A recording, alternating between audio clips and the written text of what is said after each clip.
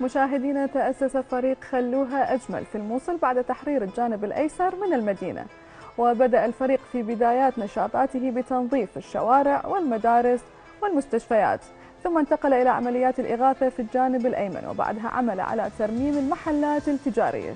نعم رقية، فقد عمل الفريق على ترميم أكثر من 150 مصدر رزق للناس اللي تضرروا من الأحداث اللي مرت فيها المحافظة، بالإضافة إلى ترميم أكثر من 100 منزل سنويا تضرر بسبب الأعمال العسكرية لتحرير المحافظة. واليوم للفريق نشاطات خيرية ومساعدات عينية للناس المحتاجين في شهر رمضان مع مسؤول فريق خلوها أجمل عمر السعرتي. يسعد صباحك أستاذ عمر. يسعد صباحك، رمضان كريم.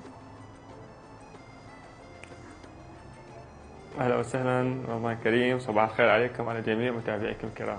علينا وعليكم يا رب. بداية أنا حابة أعرف أنت شلون كونت هذه المبادرة أو شلون إجى ببالك أن تأسس هذا الفريق؟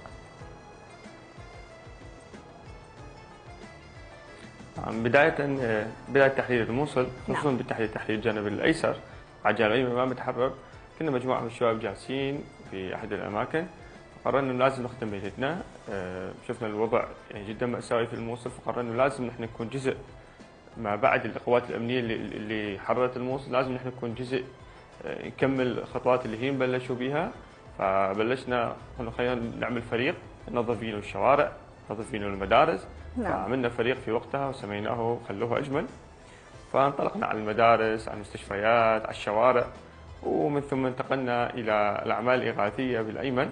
والحمد لله احنا في كل فترة، في كل أزمة تمر على الموصل نحن نكون إن شاء الله إيد خدمة لهذه الموصل. وكل هالأعمال طبعا هي بشكل تطوعي كانت.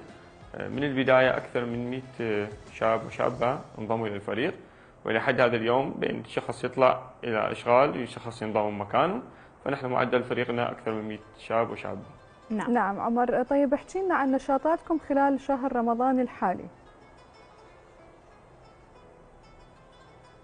اي نعم، طبعا احنا كل سنه بشهر رمضان من 2017 لحد اليوم مستمرين باعمال السلات الغذائيه وتوزيع وجبات السحور والفطور وتجهيز كسوه العيد اللي هو الملابس الاطفال. كل سنه نكسي اكثر من 1000 طفل. نعم. لكن هاي السنه قررنا يكون دعم مختلف. سمينا برنامج اطلقنا عليه سميناه من الناس للناس. طبعا هو فكرته انه اختارينا 30 عائله وضعهم المادي ما صفر بينما تحت الصفر. دخلنا على بيوت ما عندهم خط مواليدي نهائيا او مثل مطلوب اشتراك مؤيد صار 3 اشهر ونطفي عليه. وضعهم يعني وضعهم جدا مأساوي. يعني مثلا يوم امس كنا داخل على عائله اصلا ما عندهم ثلاجه، يعني ما تقول انه عندهم ثلاجه وعاطله، لا اصلا ثلاجات ما عندهم. اغلب العوائل دخلناهم حتى سخان ماي للي يسبحون ما عندهم، يحمون على الكتلي او يحمون على المشعل ويسبحون. استهدفنا هاي العوائل. طبعا لكل عائله كان دعم جدا كبير، كل الدعم هو الناس الخيرين المتبرعين. لكل بيت كنا نعطينه اجهزه كهربائيه متكامله. نعم. ونعطي البيت ما عنده ثلاجه نجيب له ثلاجه، اللي ما عنده براد نجيب له براد، سخان معاه، صوبه كهربائيه، شاشات بلازما الى اخره من الاجهزه الكهربائيه. وايضا ناخذ العائله نوديهم على مول تسوقي ياخذون مواد شهر رمضان واكثر ان شاء الله تكفيهم. وايضا ناخذهم على مول البسه. طبعا المولات من افضل مولات مدينه الموصل. يختارون ملابسهم بايديهم ونوديهم على المول ونرجعهم. طبعا كل هذا نحن ما نصور لا وجوههم ولا نصور صوتهم ولا حتى نهائيا ما نطلعهم. فناخذ من كل برنامج كامل 30 عائله. ناخذ عائله ونكملها ونرجعهم على بيتهم بدون اظهار اي شخص. طيب بالنسبه للسلات الرمضانيه، على شنو تحتوي وش قد ممكن تساعد كل عائله؟ ايش قد ممكن تكفيهم او تبقى وقت؟ اي نعم، طبعا بالنسبه للسله الغذائيه اكيد هي المواد الاساسيه والتمن والبرغل والعدس والفاصوليا، المواد الاساسيه لكل عائله. طبعا الحمد لله والشكر في مدينه الموصل ونشوف ايضا في الفرق البقيه بقيه المحافظات بشهر رمضان الناس يتبرعون بمبالغ جدا كبيره. آلاف سلات غذائيه تتوزع سنويا. وايضا بشهر رمضان تتكاثر انه هاي الحالات انه خلاص يعني ما الا فرق، اكو ناس تشوفهم عائله بيناتهم يجمعون فلوس يعملون سلات يوزعوهم. فرق تطوعيه منظمات تجهز الاف السلات توزع للعوائل. طبعا العوائل صراحه اكو وضع مادي جدا تعبان، فيتصل لهم هاي المواد وينتظروها. في ناس تنتظرها صراحه بين سنه وسنه، خصوصا مثلا يجي عيد الكبير ناس تنتظر اللحم بين سنه وسنه ياكلون اللحم. نعم عمر، طيب بعد سنوات من التحرير شلون تشوف وضع العوائل اللي عايشة هناك من ناحية المعيشة والرزق والشغل؟ تشوف وضعهم مستقر؟ اكيد هو طبعا اذا نقارن 2017 ب 2025 شيء اكيد انه كان يعني العوائل اغلبيتها خصوصا بالايمن اللي بعد التحرير كان وضع جدا مأساوي. كانت يعني ما كان اكو مثلا احنا حاليا مثلا على منطقه نختار بها مثالا نختار 10 منازل في هاي المنطقه بين 2017 و18 و19 كانت المنطقه كلها هي تحتاج. كان وضع صراحه تعبان، ماكو شغل، ماكو مصادر رزق للناس، لكن حاليا الحمد لله احسن. نسبة الفقر قلت عن قبل أكيد، ولكن أكيد هو بعد موجودين العوائل، ولكن قلوا بنسبة كلش كبيرة عن بداية التحرير. طيب بالنسبة للمساعدات أو هذه الحملات، هل هي تقسموها مثلا قبل رمضان وخلال رمضان وقبل العيد أو بعد العيد؟ احكي لنا أكثر تفاصيل عن هذا الموضوع. أكيد نعم، طبعا احنا مستمرين على مدار سنة كاملة توزيع المساعدات، أوقات مبالغ مادية، مصادر رزق للناس، ترميم المنازل، ولكن في شهر رمضان يكثر عطاء من أهل الخير صراحة. مساعدة غذائية بلش، وجبات السحور، وجبات الإفطار للعوائل. حلو. وأغلب الفرق تشتغل إنه آخر 10 أيام أو آخر أسبوعين من رمضان بلش بكسوة الأيتام. نحن كل سنة نكسب من بين 1000 إلى 1500 طفل بملابس العيد. طبعا هذول الأطفال فعليا ينتظرون المنظمات، خصوصا مثل ينتظرون خلوه أجمل اللي احنا دائما نجهزهم هذول، ينتظرون يجي العيد لأن خلاص معتمدين على الله، ثم على خلوه أجمل حتى ياخذوهم على المول يجهزون بملابس العيد. كل هذا طبعا بدعم الناس الخيرين.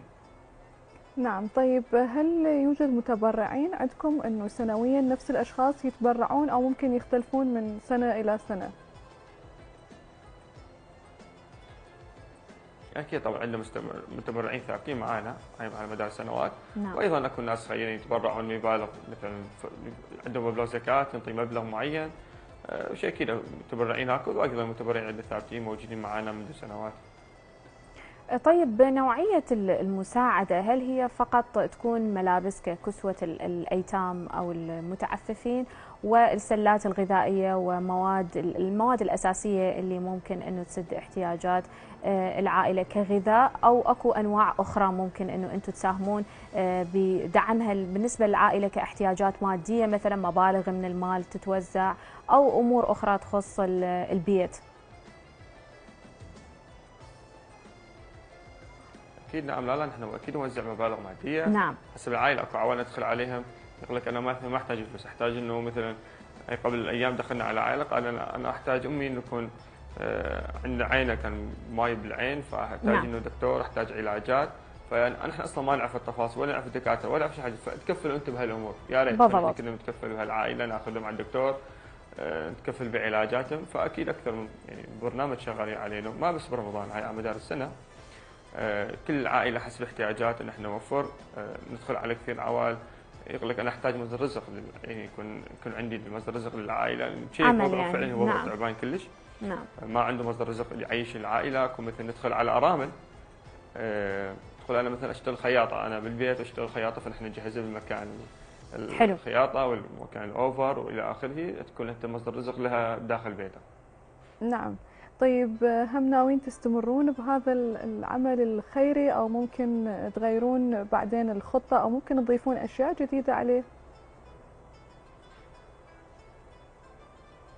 لا هو الخير ما يتغير ان شاء الله. من البداية هدف واحد ان شاء الله هو مساعدة الناس، واكيد مساعدة الناس ما بيها وقت معين ويخلص. هدفنا انساني لوجه الله تعالى، فنشتغل من 2013 لحد هذا اليوم. نحن كله عملنا هو تطوعي، نشتغل لخدمة هؤلاء الناس، وإن شاء الله تعالى يمكننا ونظل شغالين على هذه النهجات إن شاء الله. طيب إحنا اليوم قريبين على منتصف رمضان، شنو الخطة الحالية اللي تشتغلون عليها؟ نعم طبعا إحنا مثل ذكرت لك البرنامج، إحنا نصور يوم وبالليل نمنتج ونشر حلقة مباشرة بإمكانيات جدا قليله. نحن امكانيات خاصه بنا على الصور بالموبايل مالنا، وعن منتج وعن نشر الحلقات اللي هو ذكرت لكم برنامج الناس. انا بعد قليل اسبوع اخلص البث راح نطلع على منطقه حمام علي اللي هي تعتبر خارج الموصل، اقضيه ونواحي. باقي الحلقات راح نكملها ان شاء الله على اقضيه ونواحي بالموصل، راح نستهدف العوائل من ضمن حلقات البرنامج. وايضا ان شاء الله بعد اسبوع راح نبلش بكسوه مثل ما ذكرت كسوه الاطفال بالعيد. احنا هاي كل سنه نكسي من بين 1000 الى 1500، فيا دوب نحن نلحق من بعد كم يوم ان شاء الله نبدي بتجهيز الاطفال على العيد ان شاء الله. إن شاء الله. طيب أنتم كعمل المؤسسة شلون ممكن تتعاونون أو تنسقون أوقاتكم خاصة بأوقات شهر رمضان؟ تعرف صيام وممكن فطور. صحيح. فشلون ممكن تنسقون الأوقات؟ وتعرف هذا الموضوع أكيد بيتعب عليكم. صح. الحمد لله انه هاي السنه وذيك السنه راح كان يعني برمضان الجو يكون ابرد، عكس 17 18 17 كان الجو جدا حار. صح. صراحه بكل صراحه انه برمضان اذا ما يصير تعب ما نحس نحن عن نقدم ولا نحس نحن عن نشتغل. هو هذا الاجر اللي نحن نحس بينه، انه برمضان اذا ما نتعب، انه اذا ما نفطر مثلا خارج البيت، احنا اوقات نوزع وجبات الافطار واذن المغرب وبعد مثل نص ساعه نحن عم نكمل شغلنا ونفطر برا. هو هذا نحس طيبه رمضان ولذه رمضان نحسه بهذا العمل هذا.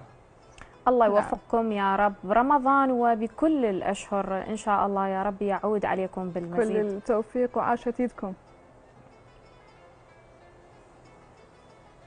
الله يحفظك. شكرا جزيلا.